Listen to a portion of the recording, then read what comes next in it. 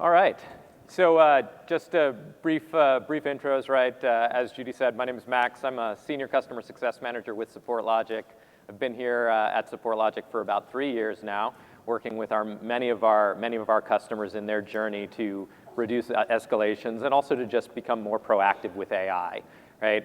And I'm joined today by one of our esteemed customers, Ken from 8x8. And Ken, would you mind introducing yourself for the audience here? Sure. Hi, I'm Kenneth. I'm the Director of Digital Support at 8x8. I've been a customer of SupportLogic now for upwards of, I believe, almost 4 years. And it's been a fantastic journey thus far. Awesome. So I'm going to assume that is this the clicker? It is. Excellent. Right. Okay. So what we're going to cover today, challenge and impact of customer escalations, a bit of proactive escalation management and how SupportLogic predicts escalations. And Ken's going to tell a bit of the story of how 8x8 has been successful.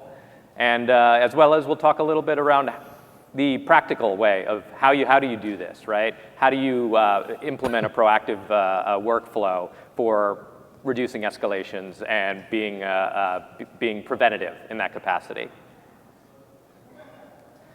So here's up on the screen here, you'll see here are some of the kind of typical challenges that we see persisting in support, right? These should be very familiar to some of many of the folks here.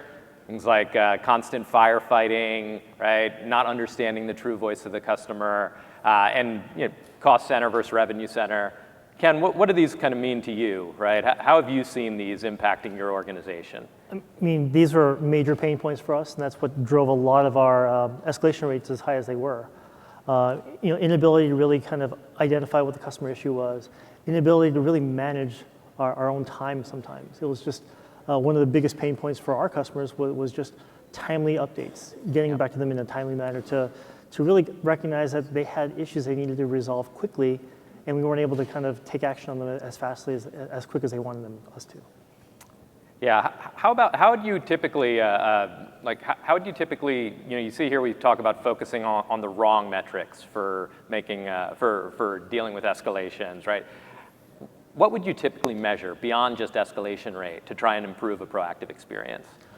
A few of the things we really looked at were total time to resolution, milestones, and one of the things that we noticed when we began using the SupportLogic tool was that we weren't really quite clear on what our milestones were. Neither were our customers. And we may have been measuring our milestones incorrectly, setting the wrong expectations based upon what customers wanted to see. Awesome. Okay. So I mean, these are typical challenges, right? Near and dear to all of us. One that I actually don't see here that I want to call that I'd like to call out, right, and even ask you a question about, Ken, Sure. Is the impact of escalations on morale, right, on the employee experience, right? From what I've seen, like support engineers, support managers, support teams in general, they maintain a kind of a pride of ownership in resolving a case, right? They want to believe that they can resolve a case, engineers in particular, and so they often don't ask for help quickly enough, right, to get ahead of things. And that can lead to escalations, which can have an impact on morale, right? There's nothing worse than being an engineer and being the one who is owning a case that all of a sudden is escalated and you're having leaders coming to you about it, right? So how have you seen the impact of escalations in general on morale in the organization among the support teams? Absolutely. It's actually kind of coincidental you asked that question because I was thinking about it earlier today when Krishna was talking about kind of the hard cost and the soft cost of escalation cases. And beyond the fact that you have a cost per case and that if that case is escalated, you have exponential costs on top of that because of other people that you have to have involved, SMEs, managers, specialists, whoever. There is that inherent cost to the person as well, that mental health deficit also, that each time a case becomes escalated, whoever's handling it gets chipped away a little bit. And let's be frank, we love our customers, but customers are terrible. I'm a customer myself. I recognize how terrible I can be, especially when I'm at that escalated state. And I can take a good chunk out of a person when I'm on the phone with them. And that happens to our agents day in and day out when you have escalations. Yep. So the fact that we've been able to reduce our escalation rate to the point we're at means that the teams that have been handling these escalations are feeling much better. Awesome. They're happier. They're more content. And because of that, you see an improvement in not just their performance, but the CSAT from our customers as well. Awesome. So it's been definitely a huge win for us. Awesome. All right. So what are some of the long-term customer impacts what are some of the long-term impacts on customers of firefighting, right? 96% of customers say support experience is important in their choice of loyalty to a company. 82% of support leaders are actively looking to shift to more proactive support models that directly drive revenue growth. Ken, what do these figures kind of mean to you? They mean everything. I mean, obviously, we put in time, we put in effort to ensure that our customers are happy, their issues are resolved. And every time we're able to save a case from becoming escalated, that's just that better word of mouth that can reach our customers and potential customers from that. So it just really helps to reinforce the brand value that we've been trying to drive day in and day out. Terrific, yeah. Okay, so let's talk a little bit about the impact of escalations on revenue, right? So why do escalated cases carry a higher cost for the business? Now, there's a number of different aspects of this, right? One of the biggest problems with an escalation is when a member of C-suite or leaders get involved, all of a sudden the cost of the case itself skyrockets, right?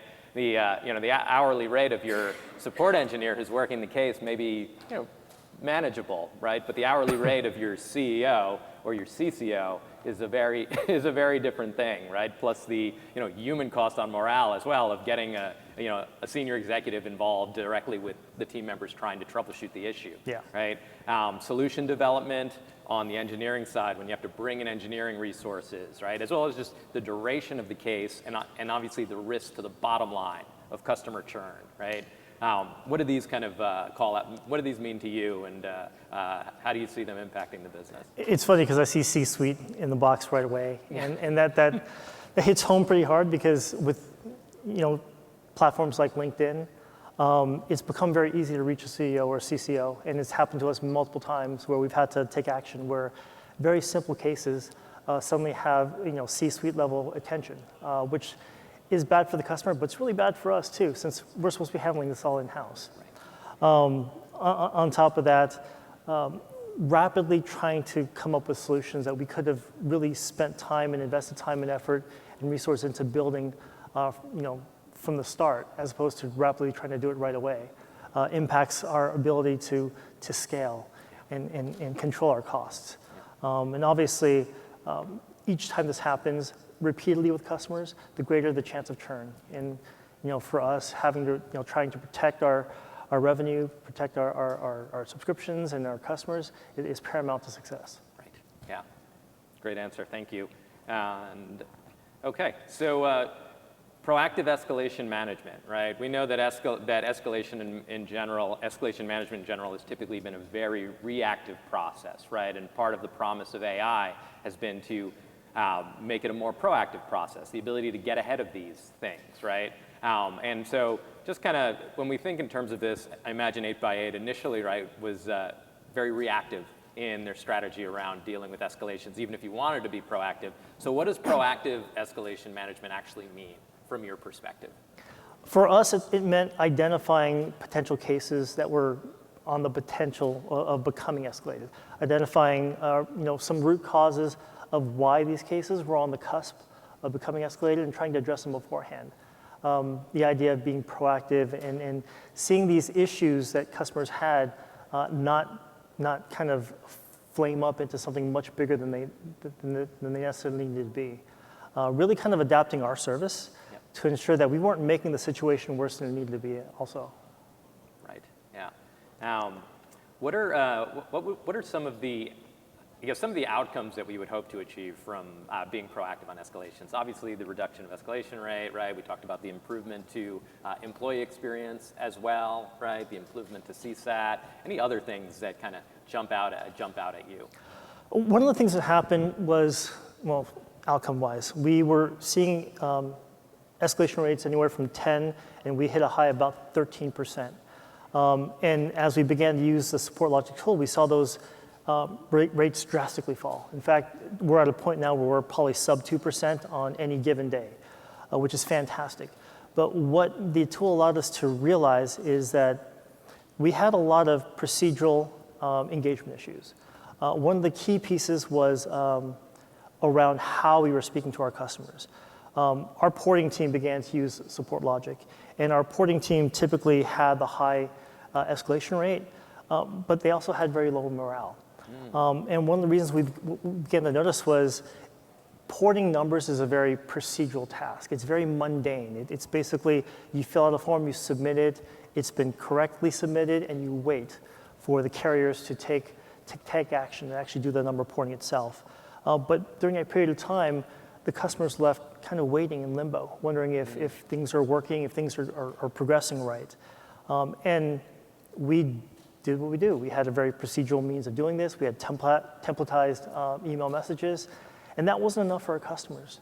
And we didn't recognize this. From our quality assurance perspective, we did everything we needed to do. We checked all the boxes. That could be 100% QA. Doesn't necessarily equate to 100% CSAT.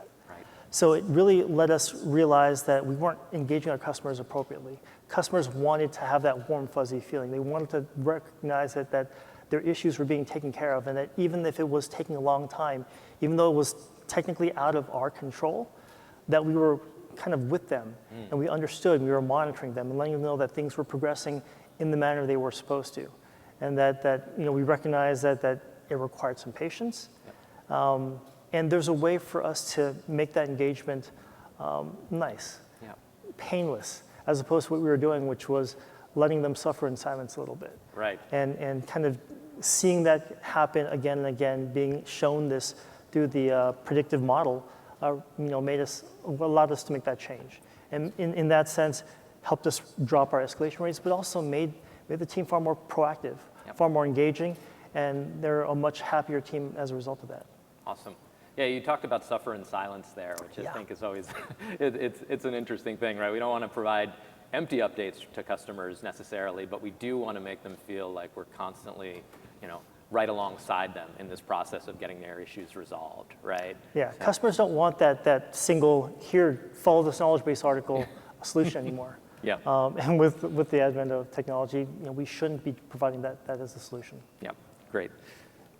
Okay, so I think some of you have seen this slide, you've probably seen this slide already this morning. This is kind of the benchmark. This is a benchmark and bedrock of what SupportLogic does, right? So we analyze all of the unstructured text in your conversations, interactions with your customers, right? We heard in some of the panels earlier that 90% of customer communication is unstructured data, right? Metadata makes up an important portion of it, but a relatively small portion of it, right? So the way SupportLogic looks at this, right, is we extract and categorize a variety of different sentiments and signals across your cases, right? Those range from positive sentiment to negative sentiment, things like frustration and confusion, as well as just customers expressing urgency on getting their issues resolved, or that they're facing a critical issue. And what SupportLogic does with this information, right, it takes it and it rolls it up into a series of scores. A sentiment score, an attention score, a support health score. We've talked about these things, and you've heard about them a little bit already, but one of the key things there is with the scores that we create, right, you're maintaining context over the life of the case, right? We know that this case is trending in a positive or a negative direction, right? Escalation prediction, it's not a binary thing, right? It's a series of actions and activities and feelings that happen over the life of a case that take it in a direction that can eventually lead to a case being at risk of escalation and actually escalating. The beauty of this is that many of those factors are measurable, and they're measurable in advance. And that allows for the ability to predict these things in advance, and at the very least, point out cases that are at risk, right? And if you can be notified of cases that are at risk, you can start to be proactive. You can build proactive workflows around addressing these issues before they come to a head. So in kind of a nutshell, this is really what SupportLogic does and how we predict escalations, right? It's based in the actual conversations with your customers, and there's a wealth of information there that we leverage for this purpose. Ken, I think you're pretty familiar with this at this point, right? Pretty much. Yeah. But anything specific about this that jumps out at you? So one of the failures that we had that jumps out at me, it was that when we initially adopted and began to implement SupportLogic, we weren't quite using it the way that was suggested to us. We had a little bit of arrogance on our side. We thought, we're just going to inject this into our current case management process. Managers will figure it out. It'll be fine. And it really wasn't. And a big part of that was we were very set in our own ways. And we used email alerts to notify us when cases were potentially going to escalate. And we may have taken action on them, but one of the missing pieces was we weren't letting the tool know that whether it was correct or not. Yeah. It wasn't learning from what we were doing. And we worked with SupportLogic more. SupportLogic was great in partnering with us and began to build in buttons in the email alerts to allow us to do that. But we still weren't fully adopting to that, which meant that for a better part of a year and a half, even though we were using the tool, even though it was actually identifying potential escalations, it wasn't really learning from it. And it took us probably a year and a half of adoption before we began to really feed back into the tool, began to kind of build upon the lexicon so it can begin to identify even greater expanses of cases that could potentially escalate. So it's a big learning part for us, and it's a big piece that really stands out to me now. Yeah, it's interesting. Right? Adopting a new tool is, technology is only part of it, right? The change management piece is the other part of it. And building a proactive escalation practice when you're used to just having a reactive one, right? That's a big part of that change management as we go through this. Yeah, pretty key. Okay, so why don't you speak to us a little bit more in detail about kind of what this looked like for you from kind of from inception to actually achieving the results, right? You talked a little bit just now about the changes that you have had to make, but maybe get into a little bit even more detail about the teams that are using SupportLogic, how they're using it, the workflows that they've followed, all of these things. Sure. For us, as I mentioned before, escalations was a huge pain point for us. We were seeing anywhere from 10 to 13% escalation rates for our support cases. So we needed something. We needed some way to really begin to reduce that. And throwing people at it, and throwing process at the time wasn't really working for us. So finding a tool like SupportLogic was key to us. And for me, it's near and dear because it was the second AI tool that I implemented for our company. The first being a chatbot that was customer focused, and I always felt SupportLogic was kind of internally focused, something to help us drive productivity and efficiency for our teams, which was key for me. In finding the tool, in using it, in demoing, and in kind of the POC, everything checked off in terms of boxes. The biggest challenge for us was the adoption, and it wasn't just a brand new tool. It was the fear of the tool, the fear of AI in general. Is this going to replace me? Is this going to replace me as a manager? Do I need to now begin to look for another job? So for a period of time, it was trying to negate the fact that AI was replacing people. This was really just a tool that was used by people to really drive efficiency and productivity. So that was a key piece of it. Beyond that, it was breaking the chain of what people were used to doing. People had a very formulaic way of managing their cases. And unfortunately, because of that formulaic way, you began to get complacent with making improvements. And trying to inject a brand new tool into that process flow was difficult. So it took time to adopt, it took time for people to comprehend and recognize value. And we had to do that by breaking it up into smaller teams. So instead of a global release, it became smaller groups. Groups like our number reporting team, which began to use it and adopted it wholeheartedly, and it's had massive change into that team. Before you would hear number reporting talk about the team, people would kind of have that groan that you wouldn't hear, but was just kind of a part of them. And now it's a team that's proud of the work they've done. They've been recognized, globally by the teams in terms of the numbers they produce, and the morale on that team has switched over just based upon the usage of one tool.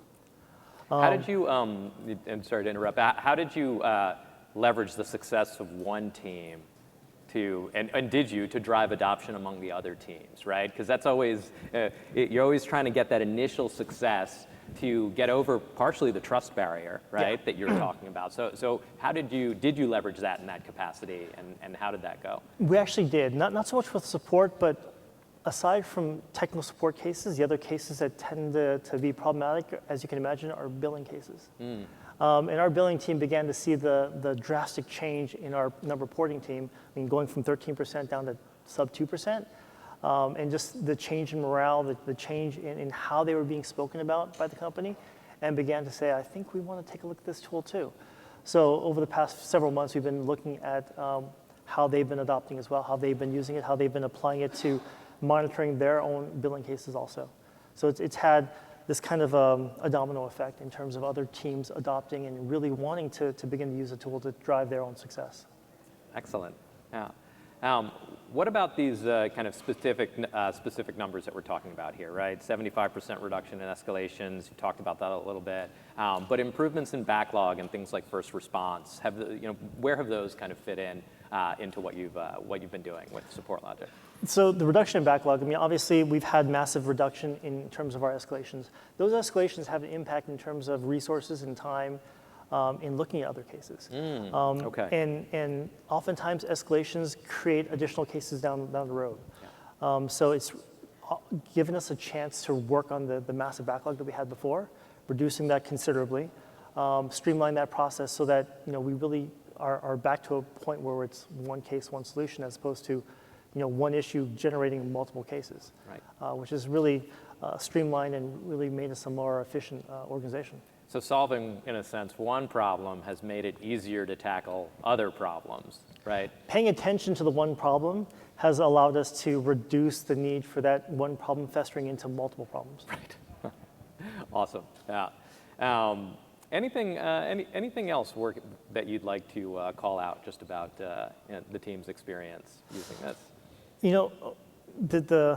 It's not just been the team, but the company itself has recognized the value, so much so that we've partnered with SupportLogic, and it's now a part of our product. So integrations into our tool to not just deliver the same value that we found to ourselves, but deliver that same value to the customers that we have also. The teams have been, as you can imagine, the number reporting team feels like SupportLogic is a bit of a godsend because it really did change their own trajectory. Beyond just the manager being happy with the performance, the employees are much happier too. And that's that one piece that really can't kind of quite quantify or place value on. It's just the happiness of those employees to come to work and to work on the cases they do. Yeah. Excellent. Yeah. As far as how the team specifically is using it, right? You talked initially about how they're using it, the alerting capabilities, but now that you've had them really start to perform the actual, a bit more of the kind of those recommended workflows, right? What does that look like? So they've actually really begun to dive into the tool a little more, building their own alerts. So each teams are now looking at building their own specific alerts. So based upon the different segmentation of customer, how they want the tool to really begin to react based upon what it's seeing, alerts, words, phrases, in order to generate those concerns in terms of escalations or potentially even churn. Yep. So everyone's really been pretty key in terms of finding different ways of customizing and using the tool. Excellent. Yeah.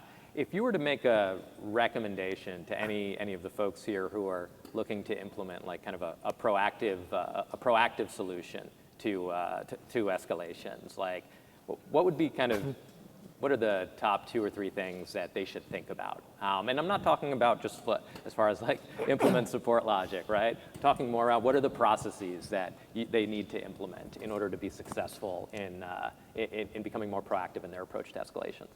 Well, if you're to work with a company like SupportLogic, first off, I'd say trust the process. Obviously, they're a tool, they know what they're talking about, so if they make a suggestion, it's at least worth considering and maybe even trying out. Start small. Trying to implement something globally at this scale is going to be difficult to do, not to mention difficult to adopt for everybody involved. Starting small, showing a proof of concept, showing the kind of success allows it to begin to, with our other teams, domino out.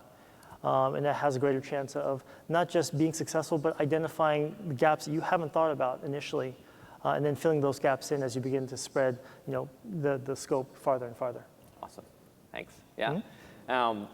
Okay, so just kind of briefly with regards to SupportLogic itself, Ken was certainly talking about how there are some recommended workflows, right? And to trust the, let's say, trust the vendor a little bit when they're the expert in something, right? And how they recommend you should go about, especially when, when we're using our platform, right? And so what does that typically look like with SupportLogic? SupportLogic generates a number of distinct signals, right? I talked about the sentiment scores and the needs attention scores and the escalation predictions, which are a part of that. All of these signals, there are workflows that you can perform within the platform, right? Which are incredibly important. However, you can't be in another platform all the time, right? Your teams are inundated in all of these different tools. And so what we always recommend is leverage the SupportLogic alerting capabilities extensively, but use those to drive you into the tool, right? So that you can then perform those workflows that feed information back to the AI, as Absolutely. you were talking about, and ensure that there's a continuous improvement process happening, right? So it's actually relatively straightforward, right? SupportLogic points things out to you. Take a look at them, determine if something needs to be done to drive this towards a better outcome, and then based upon that, right, just move on to the next one, right? And our customers have seen again and again that simply by implementing some rigor around this, right, you're going to catch cases that would have snowballed into an escalation, right? So that's basically, it's kind of as simple as that with regards to, using the product. And so maybe let's just open it up to a question or two. If anyone has a question for Ken about what 8x8 has done with SupportLogic or proactive escalation management that they've implemented, please.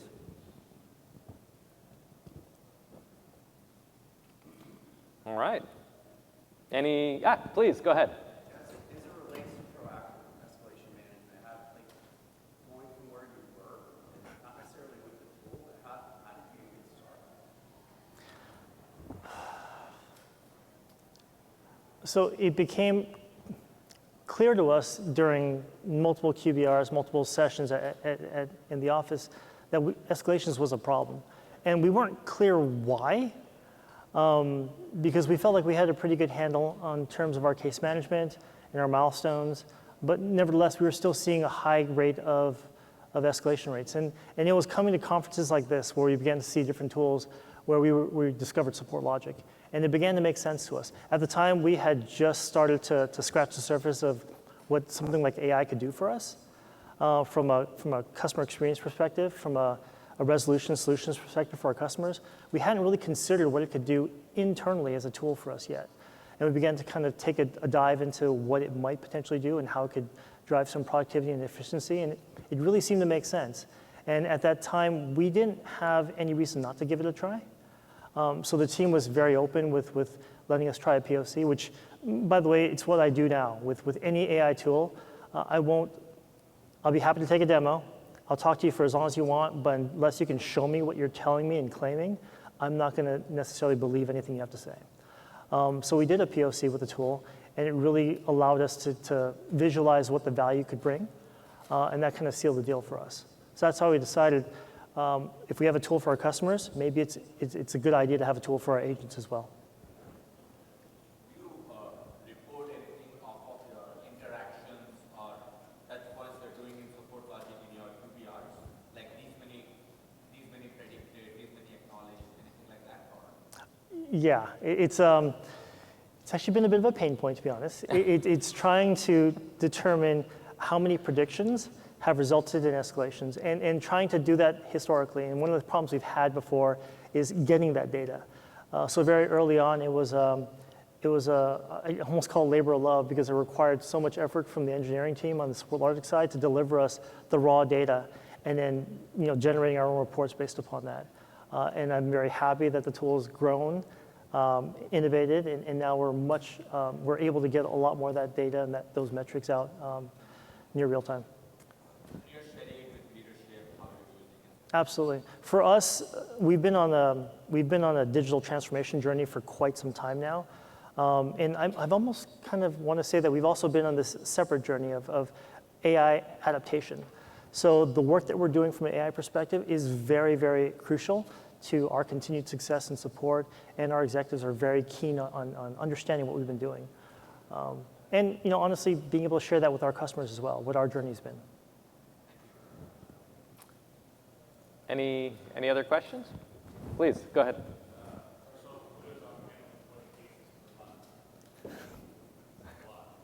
It is.